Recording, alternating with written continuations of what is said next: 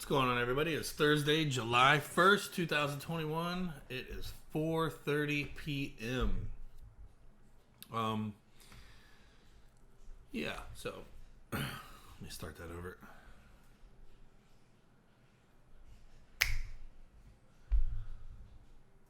What's going on, everybody? It's Thursday, July 1st, 2021. It's 4:30 p.m. Has the Biden administration lost the plot on crypto regulation? The White House and Congress have yet to offer policy clarity for the crypto industry. Their agenda is not focused on innovation and growth. While we understand the Biden administration's approach to crypto regulation is in the process of being defined, we have yet to see any definitive proposals or policy statements that will bring clarity and consistency. What we have glimpsed through statements by Treasury Secretary Janet Yellen and Federal Reserve Chairman Jerome Powell and from recent congressional hearings appears defensive and reactionary. It also appears to be influenced more by recent ransomware attacks, China's policy regarding CBDCs, environmental issues, and El Salvador's adoption of Bitcoin as legal tender than any effort to clarify markets and assist the industry's growth. It appears agencies that are responsible for crypto regulation have shifted to national security concerns instead of competitive markets and products. The lack of progress is disappointing. Yes, it is. This state of affairs contrasts starkly to the increasing institutional adoption of cryptocurrency assets, the approval of exchange-traded funds by Canada, Brazil, and states in Europe, and the movement among states here, especially Wyoming, Texas, and New York, to create comprehensive legal frameworks for crypto digital assets and the widespread crypto ownership by the public. There's a video down here. It goes on. It's a pretty good article. I would read it if you're interested in it. And, you know, I don't know. It'll play into this. This study names United States the most crypto-ready country, which you wouldn't think that with all this. But, you know, I watch a channel, the Digital Asset Investor, and he always talks about how the world is a stage. And I think this really is the backstory. And then this is just, you know, what's being, you know, shown. This is the poker face, you know, and this is the hand, more or less.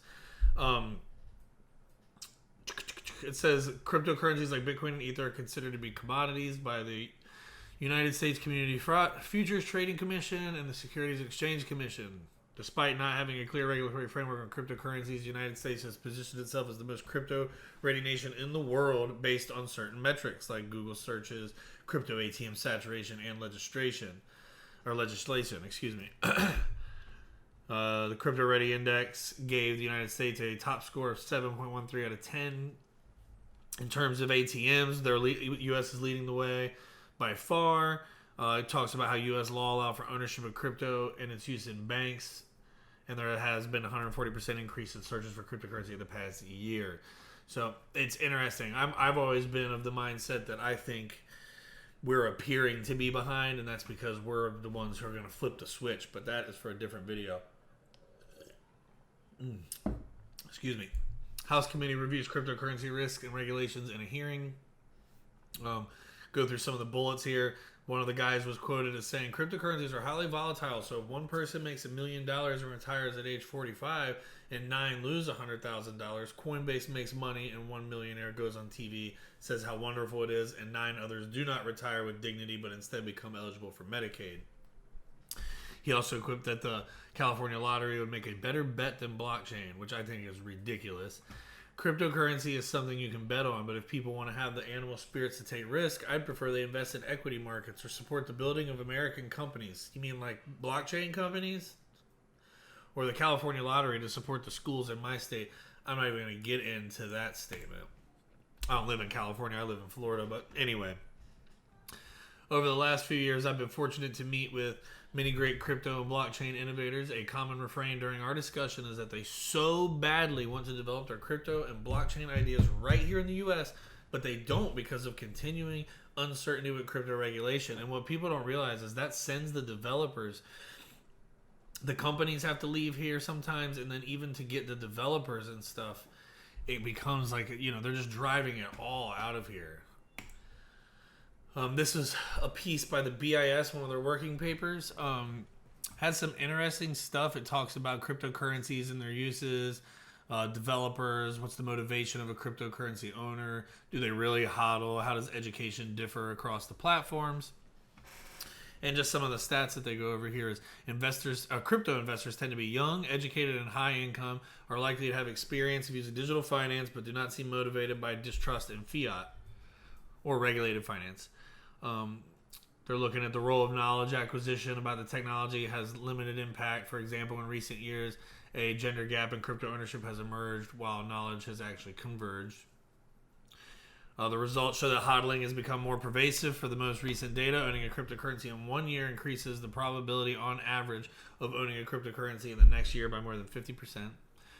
Across cryptocurrencies in our sample, we find that owners of XRP and Ether are the most educated, while those owning Litecoin are the least, with Bitcoin and BCH ranking in the middle.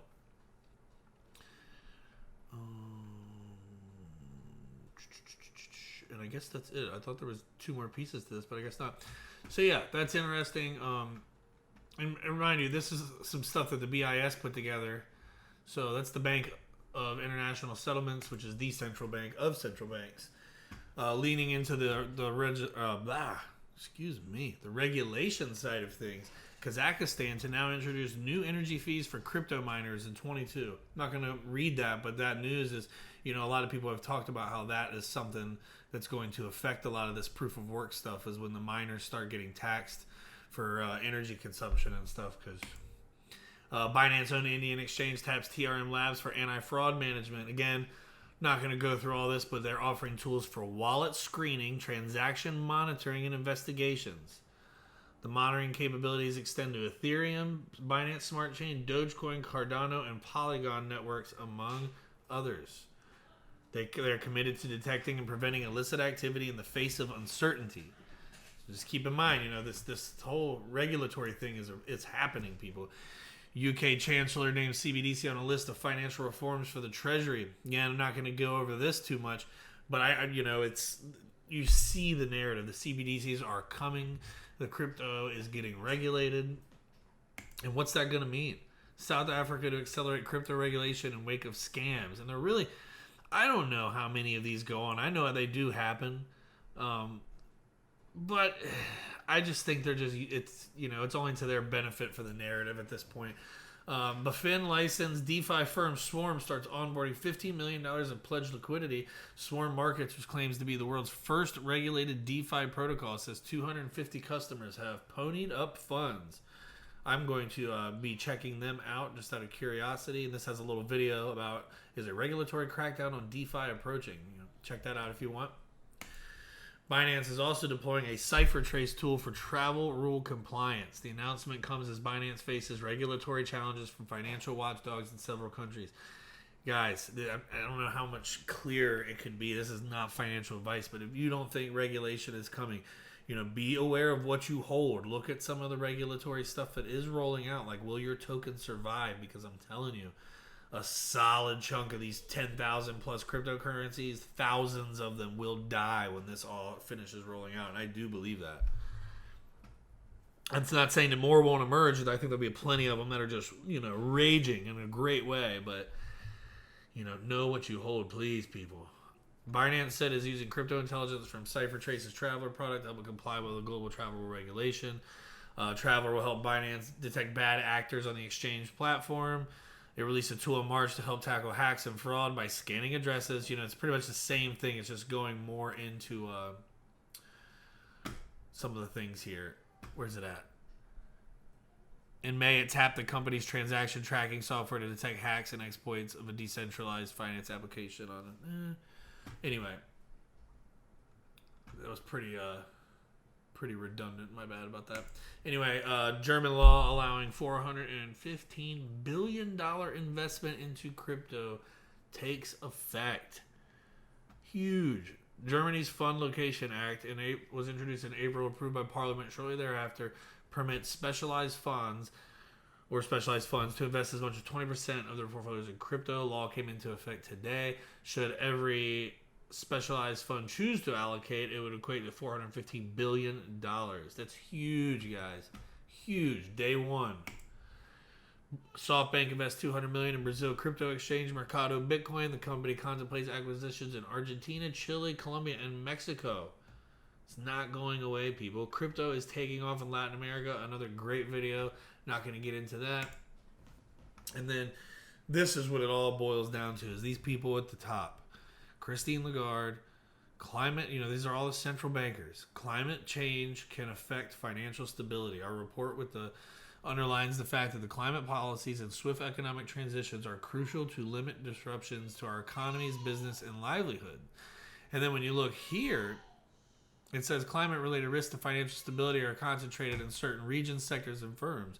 Our joint report shows that an effective and timely transition to a low-carbon economy is needed to limit their impact. This is what's going on, and there's a lot of information, as the European Central Bank, Christine Lagarde, putting it out there again. And then Bitcoin and crypto assets to trigger the largest redistribution of wealth in history. I'm all about it. I say this all the time. The Great Reset, all of it. I'm on board for all that stuff. And I'm going to read what he says real quick. What is happening is a parallel financial system. And even more than a financial system, it's the new digital architecture of the world is being built. There's a new promised land and people are migrating across at unbelievable speed.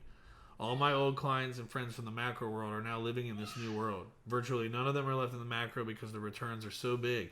The opportunities, the ability to be optimistic and not pessimistic while keeping one eye on the kind of burning city of the old, which is the old financial system, but going to this new beautiful world. It's the discovering of the Americas all over again. And it sounds hyperbolic, but it's not. I think it's going to be the largest redistribution of wealth in all recorded history in the shortest period of time. We've got central banks, anytime that there's downside, will print more money, and we know what that does to asset prices. We've turned the whole skew of the opportunity to buying calls and not buying put. The exponential age means that the upside is unlimited, and that is what is so interesting about this period of time. And I think most narratives are so far behind what is really going on. My view, as I've stated many times, is that social community tokens are going to be one of the biggest changes to global business models in history. And he says he is not giving any tips on what to buy. And that's all right. And if you want to know who he is, he's this guy. He's got a little over 500,000 followers on Twitter, which is pretty cool. And I thought this was interesting that he had posted in February. There is a Bitcoin revolution, but there is a digital asset revolution that is beyond incredible. It's in the early days like Bitcoin in 2013, but it's happening. Some will be on the blockchain with Bitcoin, but the vast majority will not be. This makes it all the most exciting opportunity I've ever seen. The metaverse, the internet of value, that's Ripple, SOV, pristine collateral, and an entirely new future is beyond big. It is the next and biggest part of the internet revolution, and it has only just started. It will have booms and busts, projects will fail, and some will be worth hundreds of billions. But everything has changed. Keep your mind open. Keep your eyes open too, people.